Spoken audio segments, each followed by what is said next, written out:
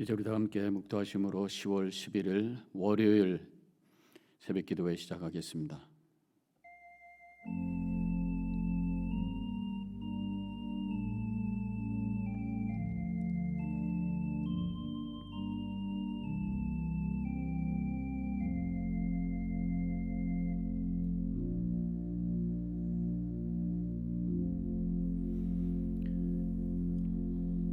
새로운 한 주간이 시작되는 이 첫날 아침 주님 앞에 엎드렸습니다. 겸손히 하나님의 은혜 없이 살 수 없는 존재인 것을 인정하며 주님의 은혜를 구하며 주님을 바라보는 이 시간, 성령께서 우리의 마음 주장해 주시고 감화와 감동이 있게 해주시며, 그래서 오늘 예배를 통해 주님의 임재가 체험되고 주님의 말씀이 들려지고 새로운 결단으로 출발할 수 있는 오늘 하루, 또 앞으로 한 주간이 되어지게 하여 주시옵소서. 이 예배 주님께로만 올려드립니다. 기뻐 받아 주실 줄 믿고 감사하며 예수님의 이름으로 기도합니다. 아멘. 찬송가 250장 함께 부르시겠습니다.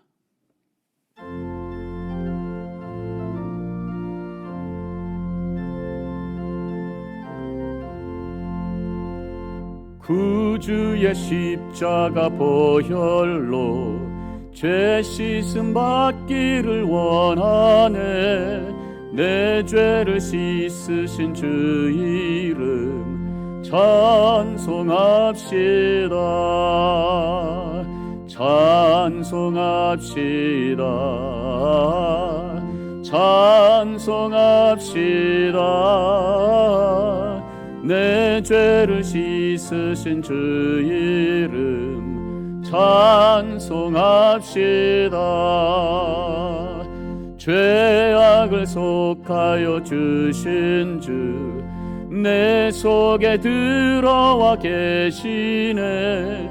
십자가 앞에서 주 이름 찬송합시다. 찬송합시다. 찬송합시다. 내 죄를 씻으신 주 이름 찬송합시다. 주 앞에 흐르는 생명수 날 씻어 정하게 하시네. 내 기쁨 정성을 다하여 찬송합시다. 찬송합시다. 찬송합시다. 내 죄를 씻으신 주 이름 찬송합시다. 내 주께 회개한 영혼은 생명수 가운데 찾았네. 흠없고 순전한 주 이름 찬송합시다. 찬송합시다. 찬송합시다. 내 죄를 씻으신 주 이름 찬송합시다.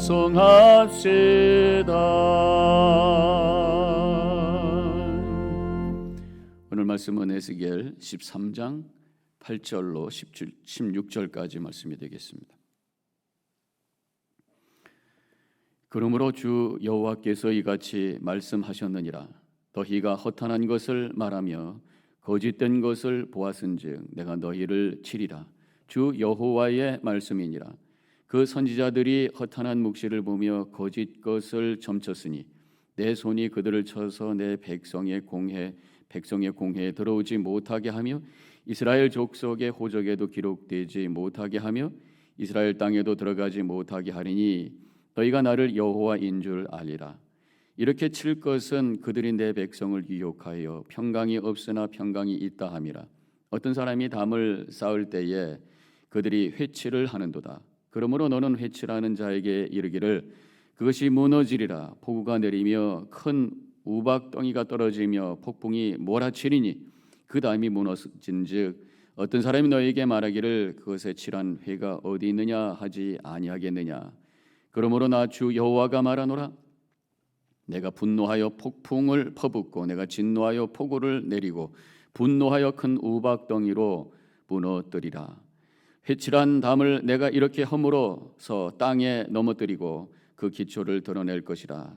담이 무너진즉 너희가 그 가운데서 망하리니 나를 여호와인 줄 알리라. 이와 같이 내가 내 노를 담고 해칠한 자에게 모두 이루고 또 너희에게 말하기를 담도 없어지고 칠한 자들도 없어졌다 하리니 그들은 예루살렘에 대하여 예언하기를 평강이 없으나 평강의 묵시를 보았다고 하는 이스라엘의 선지자들이니라. 주 여호와의 말씀이니라. 아멘. 오늘은 제가 월요일인데 한국 방문으로 월요일 녹화를 제가 준비해서 말씀을 전하게 되겠습니다. 앞으로 오늘부터 3주 동안은 월요일을 제가 말씀을 전하게 되겠습니다. 자, 이 에스겔은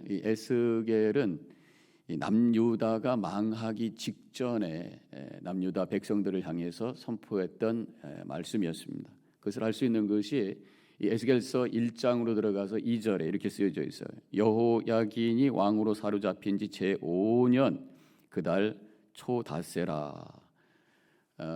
그때가 아마도 기원전 593년쯤 됐을 것이다 이렇게 생각합니다. 남유다가 BC 587년에 멸망을 했는데 그 전 몇 년 전이라고 할 수가 있습니다. 그래서 오늘 말씀에 이 전체 그 에스겔서를 보면은 이 남유다의 이 멸망 심판에 대한 말씀이면서 동시에 또 성전에 대한 그런 새로운 비전과 소망으로 채워져 있는 것이 이 에스겔 뒤쪽에 가서 나와 있어요. 아마 이것이 이 예언서의 전체적인 대부분의 예언서의 공통점이라고 할 수가 있습니다. 하나님의 심판과 멸망이 선포가 되면서 마지막 부분에 가서는 또 구원과 소망에 대한 메시지가 선포되고 있죠. 결국 우리 하나님은 구원의 하나님, 우리에게 좋은 길로 인도하시는 좋으신 하나님이시라고 하는 것을 우리에게 보여주고 있는 것입니다. 그래서 우리가 이 에스겔서를 묵상할 때 항상 그 종말론적인 메시지로 들어야 돼요. 우리 성도들은, 예수 믿는 사람들은 종말론적인 삶을 살아야 된다. 그렇게 우리가 고백을 하고 있습니다. 왜냐하면 예수님께서 다시 오신다고 약속해 주셨어요. 우리 예수 믿는 것, 십자가의 사건을 믿는 것은 예수님의 초림의 사건을 믿는 것이고, 그 예수님의 초림의 사건을 믿는 자들은 예수님의 약속대로 다시 오시는 재림을 기다리는 삶이죠. 예수님의 재림이라고 하는 것은 이 세상의 역사의 끝이에요. 끝이면서 동시에 새 하늘과 새 땅이 출발되는 그런 시점이라고 하는 것입니다. 성경에는 창세기에서 세상의 창조 이야기를 시작을 해서 클라이막스에 예수님께서 초림하셔서 구원을 이루신 사건으로 클라이막스가 되면서 마지막 계시록에 가서는 예수님께서 다시 오시는, 그래서 새로운 새 땅, 새 하늘과 새 땅이 출발되는 그런 비전으로 끝나잖아요. 그래서 성경의 제일 마지막 장이라고 하는 계시록 22장의 끝부분에 마라나타, 주 예수여 다시 오시옵소서, 예수님의 재림을 기다리는 것으로 끝나고 있습니다. 그래서 이 종말의 어떤 긴장감, 우리 개인의 삶의 종말, 이 역사의 종말을 우리가 믿음으로 고백하면서 동시에 그때에 우리에게 일어날 일이 무엇인가, 바로 예수 그리스도를 우리가 믿고 믿음 안에 신실하게 살아갈 때에 이 종말이 멸망이 아니라 심판이 아니라 우리에게는 새로운 하늘과 새 땅의 시작, 하나님 나라의 출발의 시점으로 우리가 고백할 수 있다고 하는 거예요. 그래서 이런 종말론적인 거룩한 긴장감 속에 우리가 살아갈 때에, 그런 영적인 감수성이 있을 때에 우리가 현재를 좀 더 진지하게 하나님의 뜻 안에 바로 사는 그런 결단의 삶을 살게 되는 것입니다. 자, 오늘 말씀은 이 거짓 이스라엘 백성 남유다의 거짓 선지자들을 향한 심판의 메시지가 선포되고 있어요. 8절에서 그러므로 주 여호와께서 이같이 말씀하셨느니라. 너희가, 여기 너희는 이제 거짓 선지자라고 할 수 있겠죠. 허탄한 것을 말하며 거짓된 것을 보았은즉 내가 너희를 치리라. 주 여호와의 말씀이니라. 이렇게 나와 있어요. 이 거짓 선지자들이 허탄한 것들, 헛된 것들, 거짓된 것을 선포했다 그런 말씀. 자, 그 내용이 무엇인가? 바로 그 절 앞절을 보면 되겠죠. 오늘 우리가 봉독한 말씀 바로 앞에 7절에 이렇게 쓰여져 있어요. 너희가 말하기를 여호와의 말씀이라 하여도 내가 말한 것이 아닌즉 어찌 허탄한 묵시를 보며 거짓된 점괘를 말한 것이 아니냐. 하나님께서 말씀하신 것이 아닌데도 불구하고 이것을 하나님의 말씀이라고 너희들이 선포했다 그런 말씀. 거짓말하고 있다는 거예요. 하나님의 이름을 빌어서 자기가 생각하는 것을 사람들에게 이야기했다는 거죠. 하나님의 이름을 빌어서 자기의 생각을 절도화해버리는 이 아주 악한 것이라고 할 수 있겠어요. 이 말씀이 먼저 설교하는 저에게 주신 말씀이라는 깨달음을 갖게 됩니다. 하나님의 말씀을 정직하게 전해야 되는데 행여나 내 생각이 하나님 말씀보다 앞서지 않는가 점검하라, 이런 말씀으로 제가 이 말씀을 듣게 돼요. 동시에 우리 성도님들에게도 주시는 말씀, 사람의 설교를 절대화하지 말라는 거예요. 사람을 통해서 주시는 이 설교의 말씀보다 더 영적 권위로 우리가 바라봐야 될 것이 바로 성경 말씀 그 자체라고 하는 것입니다. 그래서 우리가 신앙생활을 그저 설교, 일주일에 한 번 와서 30분 설교 듣는 것으로 끝나는 것이 아니라 나에게 직접 주신 하나님의 말씀을 붙들고 성령 충만해서 진리의 영과 함께 그 말씀을 가지고 배우고 씨름하면서 묵상하면서 나에게 들려주시는 주님의 음성을 듣고 사는 그런 영적인 자생력을 가진 자가 되어야 되는, 성령 말씀 자체를 통해서 하나님을 만날 수 있는 그 영적인 노하우를 가진 신앙의 삶을 살아야 된다는 말씀인 것입니다. 계속해서 이 8절에 이 거짓 선지자들을 향해서 말씀하시기를 거짓된 것을 보았은즉, 잘못된 거짓된 말씀을 선포하는 것뿐만 아니라 그들의 삶에 거짓된 것이 보였다 그런 말씀. 하나님이 보시니까 그 안에 거짓된 것이 보이더라 말씀하신 거죠. 선포된 말씀과하고 다르게 살고 있었다는 거예요. 우리가 진리를 선포했으면 그 진리에 선포된 말씀대로 살아야 되는데 왜 다르냐 그런 말씀입니다. 여기서 우리가 우리 믿음 생활하는 우리 모두에게 주시는 말씀이 있어요. 하나님의 말씀을 우리가 믿었으면 그 믿은 말씀대로 살아가야죠. 그 말씀을 보여드려야 된다는 거예요. 그렇게 하기 위해서는 우리가 먼저 주님 앞에 정직하게 내가 죄인인 것을 고백하며 엎드려져야 돼요. 우리가 복음을 믿는 사람들이잖아요. 예수님께서 우리를 위해서 십자가에 달려 돌아가셨고 그것을 믿는 자들에게 구원을 주신다고 하는 복음을 붙들고 사는 사람들이, 이 복음을 진정으로 믿을 수 있는 사람은 내가 죄인인 것을 인정하는 사람, 겸손하게 하나님 앞에 엎드려지는 사람입니다. 그때 십자가의 소식이 진정한 복음이 될 것이고 그때 그 정직한 삶을 사는 자가 하나님의 말씀대로 순종하며 살게 된다고 하는 것입니다. 당시에 선지자들이 선포한 거짓 메시지의 내용이 10절에 이렇게 쓰여져 있어요. 이렇게 칠 것은 그들이 내 백성을 유혹하여 평강이 없으나 평강이 있다 함이라. 어떤 사람이 담을 쌓을 때에 그들이 회치를 하는도다. 지금 남유다가 하나님 앞에 범죄함으로 말미암아 하나님의 심판 아래 무너져가고 있는 상황이에요. 회개하고 하나님 앞에 돌아가야 되는 그런 상황인데 이 거짓 선지자들이 괜찮다고, 별거 아니라고 그렇게 말하고 있다는 거죠. 이것이 바로 하나님의 뜻에 거역하고 있는 모습, 영적인 무책임감이라고 할 수 있다고 하는 것입니다. 그래서 우리는 무조건 긍정하는 것도 진실이 아닐 수 있다고 합니다. 문제를 그냥 덮어버리고 잘 될 거야, 괜찮을 거야 하는 것도 무책임한 모습이라는 거예요. 진실된 모습이 아니라는 것입니다. 잘못된 것에 대해서 하나님 앞에 인정하고 회개하고 고치고 나가야 되는 거예요. 문제를 문제로 인식할 때에 그때 하나님의 용서의 은혜가 흘러오고 우리 안에 진정한 평강이 넘쳐나게 된다는 것이죠. 이 말씀을 나에게 적용을 해야 되는데 우리는 하나님의 말씀을 나에게 적용하라고 주신 말씀이 자꾸만 다른 사람에게 적용하려고 그래요. 그래서 다른 사람의 잘못을 지적하고 그것을 인정하라고 하는 말씀으로 우리가 이해해서는 안 된다고 하는 것입니다.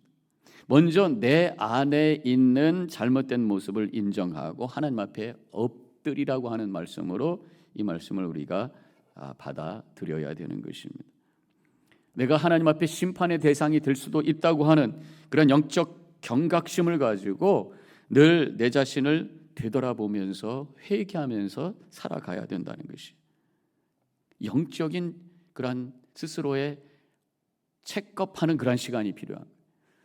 얼마 전에 우리 딸이 우리 집에 방문하는데 원래 계획보다 시간이 좀 늦었어요. 왜 이렇게 늦었냐 그랬더니 오전에 코비드 테스트를 하는데 래피드 테스트를 빨리 해 금방 결과 나온. 근데 그래서 기다리느라고 시간이 걸렸다고 하는 것이. 그냥 오지 우리 다 백신 맞았는데 그래도 엄마 아빠한테 가는데 제가 확실하게 자기 확인을 하고 와야 되겠다고 해서 자기가 시간을 써서 그렇게 했다는 거예요. 기특하더라고요. 증상이 없어도 확인했다는 거죠.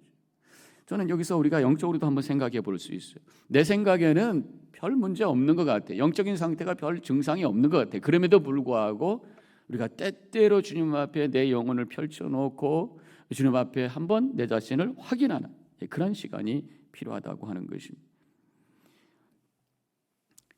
우리의 믿음의 시간의 단위는 매일이에요. 매일. 그래서 아침마다 하나님 앞에 나를 펼쳐놓은, 이게 새벽전 쌓는 거죠. 여러 가지 이유 때문에 교회까지 못 나오시더라도 집에서 이렇게 새벽제단 쌓으시고 또 내 자신을 펼쳐보면서 하나님 앞에 내가 바로 서 있는가 한번 확인하시고 새롭게 결단하시고 출발할 때 그 삶을 통해서 하나님 영광 받아주시는 줄로 믿습니다. 오늘 10절에 담을 쌓을 때 회치를 하는도다 이런 말씀이 있어요. 우리 안에 문제가 있는데도 불구하고 없는 것처럼 아닌 것처럼 겉모습을 치장하지 말라는 그런 말씀입니다. 이렇게 회칠한 담은 폭풍이 불 때, 비가 오고 바람이 불 때 그때 그것이 회칠한 것이라고 하는 것, 그 안에 있는 잘못된 모습이 드러난다. 회칠이라는 게 뭡니까? 안에 지저분하고 그런데 겉에 담은 허옇게 아닌 것처럼 그렇게 발라버렸다는 거죠. 오늘 그래서 11절과 12절에 이렇게 쓰여져 있어요. 폭우가 내리면 큰 우박덩이가 떨어지며 폭풍이 몰아치니 그 담이 무너진즉 어떤 사람이 너희에게 말하기를 그것에 칠한 회가 어디 있느냐 하지 아니하겠느냐. 그래서 우리는 이런 말을 합니다. 위기에 그 사람의 영적인 상태를 알 수 있다. 보통 때는 몰라요. 교회 와서 예배 잘 드리고 열심히 기도하고 잘하는 것 같아요. 하나님 앞에 믿음 안에 잘 사는 것 같아요. 그런데 삶의 문제가 왔을 때 어떤 위기 속에서 어떻게 반응하느냐가 정말 그 속에 있는 그 사람의 영적인 상태라고 하는 것이. 진정으로 주님과 영적으로는 깊은 교제 속에서 믿음의 삶을 사는 사람은 어떤 위기가 와도 그저 하던 대로 그대로 흔들림이 없이 살아가는 그런 모습을 보여줄 수가 있어요. 근데 어떤 분은 열심히 신앙생활 하다가도 위기가 오면은 얼마나 다르게 그렇게 보이는지 몰라요. 완전히 옛날하고 다른 모습을 보게 됩니다. 그래서 우리 믿는 사람들 위기에 내 모습이 드러나, 아무리 회를 갖다 발라대도 비바람이 오면 다 씻겨내려가 무너져서 속에 있는 더러운 것이 드러나는 것처럼 그저 위장된 나의 신앙의 모습, 위선적인 신앙의 모습이었다면 위기 속에서 그것이 다 드러나게 된다는 거예요. 그래서 제가 어떤 심장 한번 이렇게 테스트를 검사를 하러 갔던 적이 있었는데 의사가 스트레스 테스트를 해야 된다. 스트레스 테스트.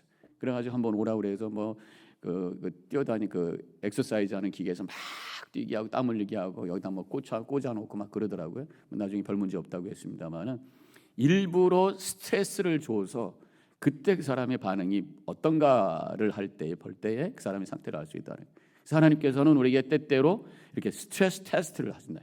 그것이 고난이고 어려움이 될 수 있다고 하는 것입니다.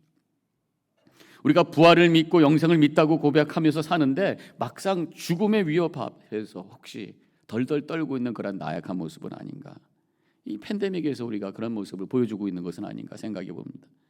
또 내가 하나님의 자녀여 사랑받는 존재라고 할 때 아멘 하면서도 위기가 왔을 때에 그냥 무너지는 그런 모습, 하나님 안 계신 것처럼 한숨 쉬면서 무너져 있는 걱정과 근심 속에서 잠 못 이루는 그런 연약한 모습이 우리 안에 있는 것은 아닌가 생각해 보게 됩니다. 오늘 말씀을 통해서 우리가 결단해야 될 것, 하나님 앞에 좀 더 정직하게 나의 문제를 고백하고 내 안에 여전히 남아있는 죄된 모습을 회개하고 연약한 나의 믿음을 주님 앞에 인정하면서 하나님의 은혜를 다시 한번 구하는 이 시간이 되어야 될 줄로 믿습니다. 그래서 거짓과 위선이 아닌 정직과 진실함으로 하나님 앞에 서게 되었을 때 하나님의 더 큰 은혜가 깨달아지고 많은 사람들에게 은혜를 흘려보낼 수 있는 그런 복된 신앙의 삶을 살게 될 줄로 믿습니다. 그런 믿음으로 승리하시기를 주님의 이름으로 간절히 축원합니다. 기도하십시다. 오늘 말씀을 통해서 우리 자신을 되돌아봅니다. 내 안에 신실한 그런 믿음이 있는가? 오늘 그 거짓 선지자들의 거짓된 메시지와 거짓된 모습을 향해 주님께서 심판의 메시지를 선포하고 있는 이 말씀을 통해서 행여나 내 안에는 거짓된 믿음이 있는 것은 아닌가? 나의 죄된 모습을 주님 앞에 정직하게 인정하고 주님의 은혜를 구하고 주님 앞에 신실한 주님의 자녀로 설 수 있도록 결단하는 이 시간이 되시기를 바랍니다. 잠깐 묵상 기도하겠습니다.